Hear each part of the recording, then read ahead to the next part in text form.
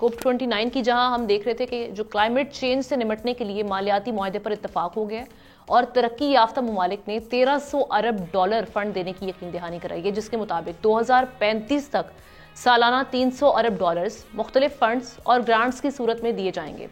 जबकि अगर हम निजी सतह पर बात करें, सरमायाकारी भी की जाएगी, जिसका मकसद ग्लोबल वार्मिंग पर काबू पाने के लिए बैनुल अक़वामी कोशिशों को 1 साल की मुद्दत में तेज करना है। लेकिन बहुत से अंडर डेवलप्ड जो कंट्रीज हैं वो इस पैकेज को नाकाफी करार दे रहे हैं और इस पर तनकीद भी की जा रही है। पाकिस्तान ही की मिसाल ले लें, जिसका माहौलियाती आलूदगी में हिस्सा 1% से भी कम है, लेकिन नुकसान सबसे ज्यादा उठाना पड़ रहा है। जबकि अक़वाम मुत्तहिदा की एक रिपोर्ट के मुताबिक 2030 तक माहौलियाती तब्दीलियों से मुतासरा ममालिक की इमदाद के लिए सालाना 1000 अरब डॉलर की जरूरत होगी,